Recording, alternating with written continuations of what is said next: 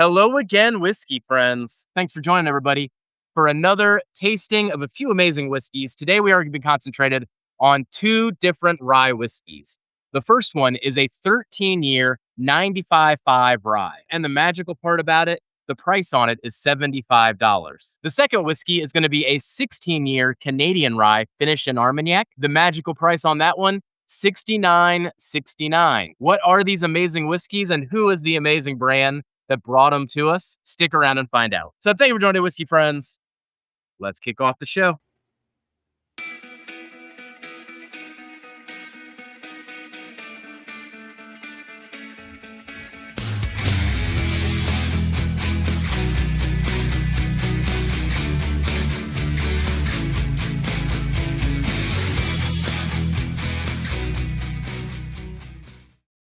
All right.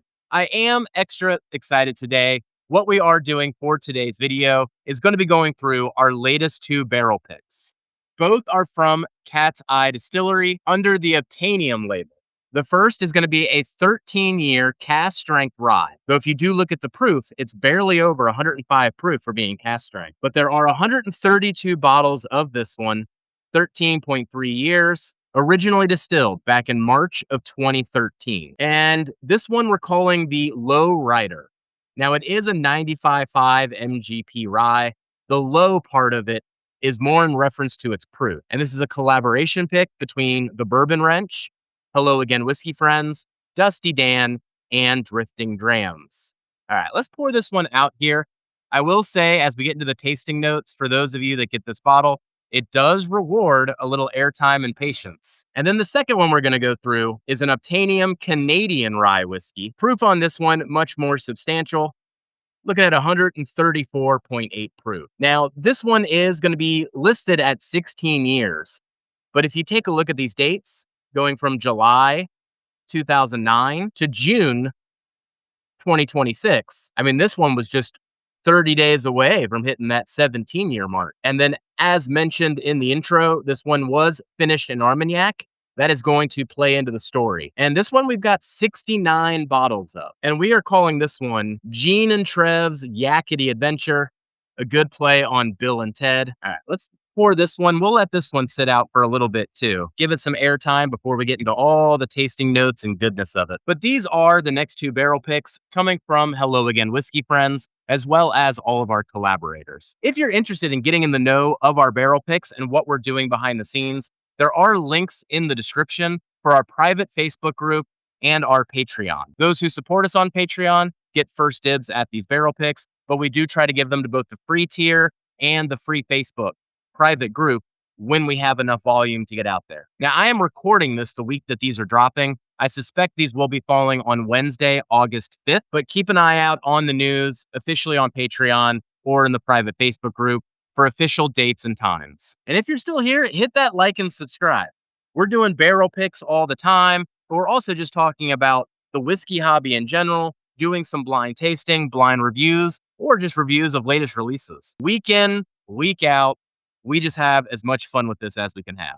Now, one thing I always love to do before we get into the tasting notes is to learn more about the brand that brought us this whiskey. And when it comes to Hello Again Whiskey Friends and our collaborators, when we're doing and selecting what brands we want to work with, it's usually because we own a lot of those bottles personally and have spent a lot of time with these brands over the year, and thus feel like we have the right information, the right education, and the right experiences with these brands to know when something sticks out. But I'm going to load up the website here. You know, this story really starts with Eye Distillery, which is what you'll see on the back of the labels as who bottled our Obtainium. Now, Eye is located in Bettendorf, Iowa, and its origins date back to the mid-2010s. Founded by John Baker, if you look at the barrels there, it actually has a cat's eye on the logo, but the name has a dual meaning to it. The name originally referred to the Cat's Eye Nebula, reflecting more John Baker's interest in astronomy. For the logo and for the branding, they actually took a picture of their daughter's cat, Maui, and that's what you then see on those barrels for that cat's eye, and they use that in various other labels and marketing materials. Now, for us, and what we're going to talk about quite a bit today, notice at the bottom of this image here, it says it's home of Obtainium, Nassif Family Reserve, the Magi, and Cat's Eye products. And while we'll be talking a lot about Obtainium, I'll also be talking about the Magi during this talk track. And I've actually got a lot of my own bottles that I can kind of flash up here. So we're not just relying on these images on the website. I think here's another image here of all the various brands that are underneath this umbrella. And as I scroll down to the bottom here, you can get an image of John Baker with an article entitled Cat's Eye Distillery Blends the Old with the New in Bettendorf. Now, I also found if you go through the website here, you can actually buy these online. So while I'm talking about a lot of these things being part of our barrel pick program, just know that a lot of the things that I do talk about, while not necessarily our picks, are available for purchase and thus shipping to many states. This 11 year right here, I'm pretty sure I'm the owner of the most of that barrel, implying that Gene only had one barrel of it. I know it says light whiskey on the picture. I'm pretty sure it's an 11-year bourbon. Yeah, it says bourbon right there. I'll show that bottle because I've got a whole story with that thing because I just kept buying it. And we're also going to be talking a lot about the Magi. And then also note some of these crazy prices on here. I mean, most of these things are going to be under $100. But where the story for us really escalates is when Gene Nassif joins Cat's Eye. Gene joined around 2018. And since then, he's been doing what he can to bring in sourced barrels into Cat's Eye that they can then release under the other brands, such as Obtainium. He also gets into some blending, which you then see in the Nassif Family Reserve or with the Magi. Now, unknown to me, Gene joined Cat's Eye around 2018. That was also around the same time that I got obsessed with MGP. I really went headfirst in this hobby where it turned from like that more casual thing into that obsessive thing. Around 2017, 2018, fell in love with MGP and then found the delightful magic that is light whiskey. And I just have so many backup light whiskeys of Obtainium. Gene actually doesn't even know how obsessed I am. So I don't know if it's going to come as new news to you as we go through the story here, Gene, if you get a chance to watch this. But yes, these Obtainiums, man, I got so many of them. This one is a 14-year light whiskey picked by the amazing team of the Bourbon Wrench, thewhiskeychannel.com. And then you also got Gene on that sticker there too. But wait a second here. If we're going to start talking about Kira and Dave, I got to put my hat on here. They may not have won this election, but they still had my vote. I mean, here's another one I got. This one was actually picked by Matt. I mean, honestly, I need to open these. Here's another 14-year, and this one's from our good friend, Matt Porter. 50 Shades of Grape. I actually don't know if I ever noticed how inappropriate that sticker was until I really flashed it up on screen there. And I even have this one left. I think this one might have been Matt Porter's first pick or first blend, now that I'm thinking about it out loud. But here's the Nassif Family Reserve that is on that website too. And this one's a blend of light whiskey and stuff. So this one's a blend, 65% light whiskey, 20% rye, 15% bourbon. And then other crazy stuff. This is actually my last backup bottle of this one. But this one was a younger light whiskey, only 6 years old by comparison to what you're used to. But what was unique about this one is it was actually aged in a Jack Daniels barrel. So they called this one You Don't Know Jack. And then I still got half of that 11-year bourbon I was talking about. This one was delicious, man. I've been crushing this one. So this goes back to 2024. Back at a time that you really couldn't find 11-year MGP, especially at that price, especially that 36% rye mash bill too. But whenever Nerds and Turds were coming out with these picks and I kept finding this on their site, I just kept adding to cart. I was like, I'm going to buy this until they shut me down. Why do you still have it on there? And then the last two to mention are then going to be the Magi's, this one being the blended rye that we're going to get into here shortly, at least into the talk track, and then some Armagnac, which of course fits into the talk track as well for our Canadian rye. But yeah, I guess the thing to understand when it comes to Gene, what he's doing with Cat's Eye and these brands is that he set things up to be an American independent bottler. And he's doing what he can to bring in some good barrels that he can then put at the prices that he likes, which in our case was $75 for a dang 13-year rye and $69 for a 16-year Canadian rye. And as you saw on that site too, nearly everything on that site was under $100. But I've also had the pleasure of having even a Polish rye from Obtainium. So he brings in some interesting stuff over the years and also does some finishing. Now, for me, I typically find Obtainium products mainly when I'm in Chicago area in Illinois, though I know they've expanded to more states. They're now in about 14 states and physical locations. But as I pointed out to you up front, you can go online and buy these products either through us. We're going to be releasing ours through SharedCore, or you go to that website I was just showing you. You just type in Obtainium online. You'll find everything through the Googles. Through the Googles. Oh, I'm getting old. But yes, me personally, I have probably purchased somewhere between 30 to 40 bottles of Obtainium over the years. A lot of them are backups on light whiskey because I'm always worried about when that old light whiskey will dry up. But as Gene gets into other blends like the Magi, the Armagnac, when he released that, I was like, heck yeah, I'm going to buy an Armagnac from you. So thus, where do we come into play? We had a few interactions with Gene, mainly through the Bourbon Wrench and the whiskeychannel.com on a few streams, but never had the chance to hang out with him or do a pick with him in that regard. But he put up a post that he was going to offer 13-year 95.5 rye, 2 groups, first come, first serve, for an SRP of $75. Kelsey and I couldn't have texted Trev faster because we're doing more collaborations with Trev, the Bourbon Wrench. We already know that he's good friends with Gene. Easy connections there. Let's make it happen. And boy, did Gene make it happen. So you can go over to the Bourbon Wrench and actually watch us pick these live on a live stream a few months ago. If you're curious, you'll get all of our reactions to these things in real time. But Gene spoiled us with the flight. The flight contained a 10-year bourbon, 2 of the 13-year ryes, and 1 Canadian rye whiskey. Though what's important to know is actually at the time of tasting, I was the only other one other than Gene that knew it was a Canadian rye that was finished in Armagnac. We kept the rest of the team completely in the dark on all the details so that nothing would bias them. So with the history out of the way, and I think in my time, these have gotten to sit out now for about 20 minutes. Hopefully I can edit down that talk track for you. But let's start with our first tasting here. We are going to get into the 13-year rye. And as mentioned off the top, this is only 105.6 proof at cask strength. And it is a 95.5 coming out of MGP. And I think Gene really appreciated that we picked this one. You can kind of tell if you go back and watch that live tasting that he was hoping we would pick this one, but with it being 105 proof, I don't think he knew how to read us or what our palates were going to pick up or if we were going to appreciate it. So he did give us a 116 proof 13-year rye that maybe would have fit most groups' expectations better. Not for us though. I mean, honestly, right off the rip of the nose, I think everybody on the team was locked on like, holy crap, this is it. Like, please taste how you smell. And then it delivered. And when we told the rest of the team that it was 105 proof, I mean, it was just like mind blowing because as we get into the tasting notes here and the description of this, it is so rich and complex. There are aspects of it that, yes, are delicate for being 105 and thus get rewarded too with the patience of the air. But man, there is so much going on in this rye whiskey.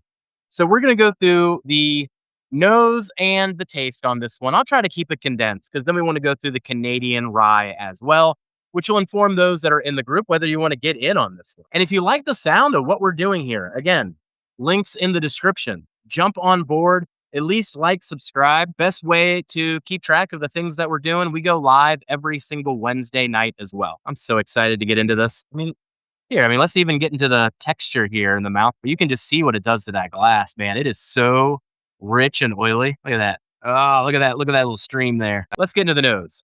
Cheers, everybody. Thank you for joining me this far into this adventure. I think what's most amazing about this one, the way that Gene described it to us was essentially this has been patiently aged all of its life on the bottom floors, the coldest part of these warehouses that it's been in. And that's what enabled this profile and that low proof to come out. But golly, on the nose, it is all sweet oak and its fruit range is so dynamic that it's actually very much confusing for a rye whiskey. I mean, we're essentially talking about a combination of blackberries, blueberries, but then getting more into like passion fruits as you get more into that tropical range, then melons and even like a sweetened grapefruits. So you're getting like a whole spectrum of fruits there, especially for any given whiskey that I can think of. This just has such an amazing fruit profile on the nose. There's also a lot of like breakfast-like elements to this nose as well. Essentially a buttered rye toast that has a savory element to it. I've been articulating it as almost like if you took the rye toast that's been buttered and dipped it across your plate that also had some bacon on it. So you're like sopping up that bacon fat and bacon grease and then taking a bite. And then there's this like abundance of sweetness in here too. Like either going to be a molasses or a maple syrup. Thus, again, leaning into those more breakfast elements that I'm talking about. Main event, though, for everything that I just said, is its gorgeous oak profile and that dynamic fruit profile. All right, let's get into the taste. Cheers, everybody. Oh God, I love that so much, guys. This is my first sip of the day, and it's like the perfect first sip of the day type of a whiskey too. At that proof point, I mean, you can just really let the whiskey sit on your tongue, let those flavors just kind of permeate across the palate. All those oils slowly hit the sides of your tongue, wash over the top, delivers flavor everywhere. Up front, though, I mean, I think you're gonna really appreciate the mouthfeel. And what you get hit with from that initial impression is going to be that lovely, lovely sweet oak profile. And then as that oak kind of calms down, it then lets those fruits blossom up over the top. And the thing that would remind you that it's a rye on the front of the palate, but throughout the experience too, is that kind of rye toast, rye bread, little bit of fresh cracked pepper. So it's got a spicy profile behind all of that sweetness from the oak, the fruit, etc. All right, let's go for another sip. Then we'll talk about mid palate and the finish. Cheers again. As it rolls into the mid palate, the fruits really step up center stage and they're more in that tropical range. The passion fruit I was even referring to, even get a little effervescence there and a little bit of a hint of mint and lime. So it's probably one of the most explicit parts in the tasting experience that reminds you, like, yeah, this is definitely a rye whiskey, especially with the fact that on the mid palate, the oak does take a back seat to all the other things that are going on. But then the oak reminds you that it's back again because it hits you back on the finish. And then on the finish too, the fruits darken up as well, getting more into that blackberry and blueberry range. Which again, that whole fruit dynamic that I'm talking about there and how it transitions from front to mid to finish with the fruits changing all the time. Oh, amazing part about this thing. So fruit forward, balances it so well with that lovely sweet oak too. And then as the finish goes on, that's where the spice profile that we talked about up front now begins to take more of the center stage with the hints of cinnamon, the fresh cracked pepper, the rye bread, little bit of a mint, but not very much. But again, even throughout all that, oak, main event, the most beautiful oak on a rye whiskey that I have in recent memory here. I don't have a lot of examples of older rye whiskey. I have been getting my hands on like 11-year and 12-year MGPs. Heck, there were a couple brands, I guess it was probably 2 years ago, that were all over our top 10 in what we deemed the year of the rye back then. But this one to me, this goes back to the rye whiskey era, even when Old Scout was releasing single barrels of their rye whiskey. Again, circa 2017, 2019, 2020, when those Old Scouts were lower proof. That is what this reminds me of. There was one in particular that even had like a unicorn on the top of the label of the Old Scout. Like, I'm getting memories of that one, which is a bit inside baseball, but man, I love this rye whiskey. And something very weird is happening with our barrel picks too. Very strangely and surprising here. Some of my favorite barrel picks that we've ever done are actually the lower proof picks from Still Austin, Copper and Cask, now Obtainium, and then also the one from Evernorth, the Weeded Sergeant Slaughter. All those were between like 105, 110 proof, and those have some of the best, most dynamic profiles. So proof isn't clearly everything here, the deeper we get into it. But with that said, let's get into the proofier one. So this one is the Obtainium Canadian Rye Whiskey. Again, listed at 16 years. I mean, it was just 1 month away from 17 years. And it was finished in Armagnac barrels. And again, to play some inside baseball with this community. But one of the things that Gene revealed to us during that live tasting over on the Bourbon Ranch is that this barrel of Canadian Rye Whiskey is from the same family that the Bourbon Junkies did a pick with him a few years ago called the King of the North. I actually gave the rest of my King of the North to Kelsey, Durrell, and Perry over at my Bourbon podcast, Blind. And I really wish I had some to compare now. I totally regret not having a little bit. How was I to know that bottle was ever going to have any type of comparison purposes? Now, one other thing to point out before we get into this one we only have 69 bottles of. So this one will go quick, but we're honestly lucky to have any of it because this is a barrel that Gene plans to use in his next edition of the Magi blended rye whiskey. So for this series, he typically always blends some MGP with some older Canadian with some different finishes on it. And that's what he's doing with this barrel. So the fact that we even got a portion of the barrel to enjoy as a single barrel is quite the experience for this community. And I hope some of you keep an eye out on the next batch of the Magi. I know now I am emotionally invested in the Magi because I can't wait to do this comparison with the single barrel. But this one's a different animal. This one's 134.8 proof. And I will be quite frank with you. If you were to ever tell us that we were going to pick for this channel and with all of our collaborators a Canadian rye whiskey, I would have said no. I've owned quite a few of them. Gene calls this one of the most underrated categories there are. And Darrell completely agrees with them because Darrell just adores the fact that we picked a Canadian rye. Mash bill on this one was 53% rye, 47% corn, which is also going to go into that flavor profile we're going to talk about. But let's break this one down together. We'll go through the same thing, going to the nose, then the palate, with some final thoughts. So cheers, everybody. Let's get into this Canadian rye whiskey. Man, gosh, it is lovely on the nose. I think this has to be the most complex Canadian rye whiskey I've gotten my hands on so far. I've had quite a few, man, especially some old Dragon Bones from Backbone. I've had a lot of those rye whiskeys. Some of our good friends have picked some. Our friend Chris Luddick did one that was double oaked that is a really confusing one, quite delicious. But this one, I think it's got to be the Armagnac that continues to throw me off. I mean, up front, there is this definitely like buttery nature to the nose, and it comes off almost like a salted sea salt taffy to me. So I attribute that to memories of like Hilton Head. But then if we go back to the sticker, when I showed you the Bill and Ted sticker, we had Trev and Gene on the sticker holding watermelon and apple Jolly Ranchers. And that is the fruit profile. It's the watermelon and apple. And that watermelon note is so pure that it actually drove the team crazy when we first had the taste stick. But then underneath that, I mean, there is some funk. I mean, there is some oak. Like, it's got to be coming from that Armagnac barrel because I typically don't get this on Canadian rye whiskeys. But there is a good funk, a good hidden oak. And then combined with that, it almost comes across as a hard butterscotch candy. And then the longer you let this sip, the more that Armagnac and even that darker grape does get a chance to emerge and even takes more center stage. Wow, that's a fun nose. All right, let's get into the taste, everybody. Cheers. Oh, man. Gorgeous mouthfeel throughout the entire experience. Let's see how this one shows up on glass here. But yeah, I mean, it is just so oily and it delivers such depth of flavor. I mean, up front, again, I'm going back to that idea of what the heck the Armagnac is doing to this thing.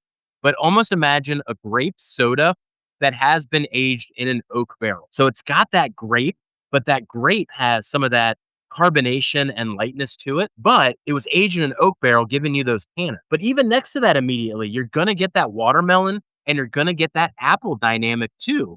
So you're getting simultaneously the watermelon and apple. That's probably going to catch your attention the most.